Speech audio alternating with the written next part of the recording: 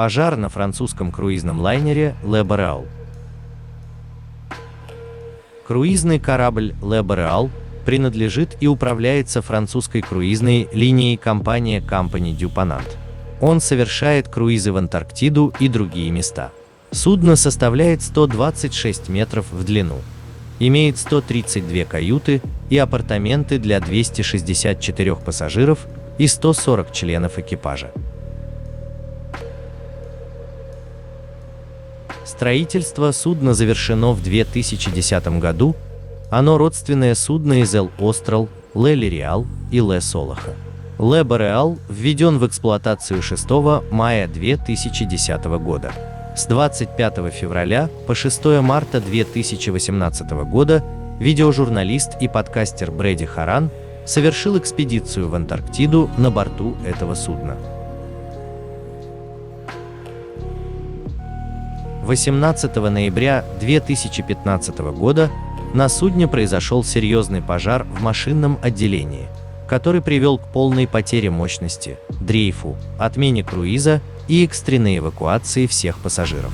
Корабль находился в южной части Атлантического океана. Примерно в 2 часа ночи во время плавания возле мыса Дельфин, Восточные Фолклендские острова, Гера-де-лас-Мальвинас, он подал сигнал бедствия. Северо-западный шторм, сильный ветер до 80 км в час представлял реальную опасность для выведенного из строя судна на мель у мыса Дельфин. Судно совершало 15-дневный круиз по Антарктиде. Маршрут 15-30 ноября. Туда и обратно из порта приписки Ушуая, Аргентина. Маршрут предполагал посещение острова Южная Георгия, Антарктического полуострова и острова Десепшн. Капитан приказал спустить все спасательные шлюпки и плоты, а всем 347 пассажирам и команде покинуть судно. Все они были эвакуированы и переданы напарнику по флоту Ластрал. В Тильде 7-часовой спасательной операции были также задействованы корабли королевских ВВС и ВМС Великобритании, доставляющие пассажиров с лодок и плотов. Все эвакуированные были доставлены на РФ Маунт Плезант, база королевских ВВС, где им были предоставлены продукты питания, одежда и медицинская помощь. Позже из порт Стэнли всех пассажиров отправили домой. Круиз официально отменен. Сообщений о пострадавших и раненых не поступало. Королевские военно-воздушные силы Фолклендских островов подняли в воздух 2 спасательных и 2 вспомогательных вертолета, а также 1 военно-транспортный самолет и 1 самолет Voyager для управления проводимой поисково-спасательной операцией. Патрульное судно Клайд и 2 голландских буксира, нанятых британскими вооруженными силами, также были отправлены в район аварии. Всего с палуб и 2 спасательных плотов на воду было поднято 79 человек. Клайд помогала еще 2 спасательным шлюпкам с более чем 200 человек. Все пассажиры и экипаж учтены. Круизное судно, вышедшее из строя, вскоре было закреплено буксирами и отбуксировано в гавань Маре. Прибытие судна было около 13 часов 9 ноября для оценки ущерба. Корабль Le Boreal был доставлен в Европу для ремонта на верфь в Генуе, Италия, на судне большой грузоподъемности Кен Шенькау. В марте 2016 года судовладелец Ponant объявил, что судно возобновит работу в мае 2016 года. После ремонта в Генуе круизный лайнер вернулся в строй 24 мая 2016 года. 21 июля 2016 года был опубликован отчет о расследовании происшествий компании BEMER. В отчете в качестве причины пожара говорится, что экипаж неверно определил забитый топливный фильтр. Пожар возник после того, как он по ошибке попытался поменять другой, незасоренный фильтр. Затем на горячий двигатель брызнули мазут, и возник пожар. В конце концов он распространился по медным кабелям машинного отделения.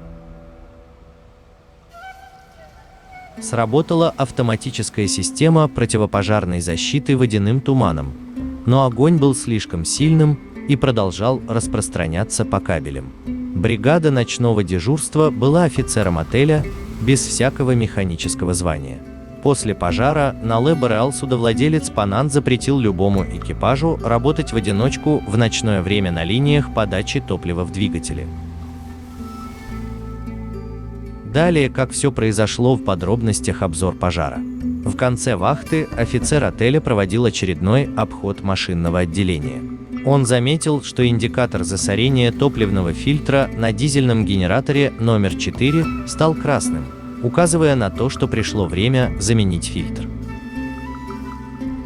Он повернул вентиль, чтобы переключить подачу топлива на альтернативный фильтр, затем направился в диспетчерскую, чтобы заполнить бортовой журнал.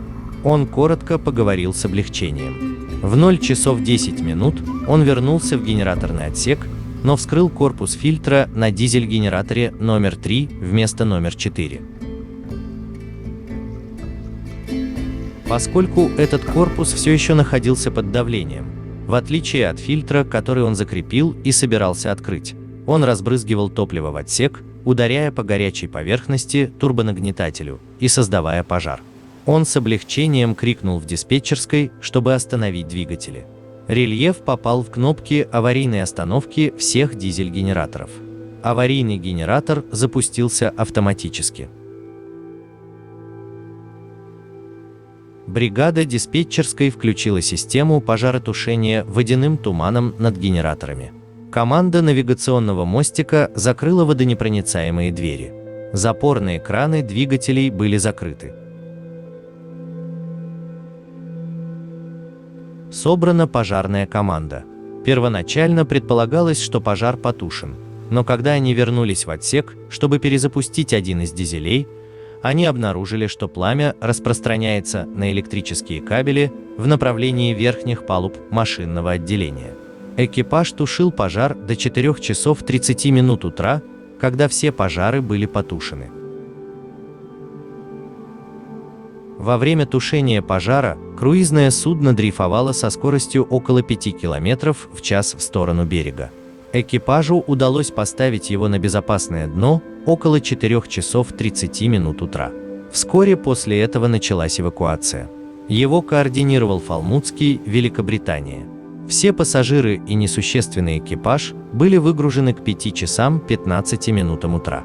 Отреагировали патрульное судно «Клайд», напарник по флоту «Эл Астрал» и голландские буксиры вместе с вертолетом.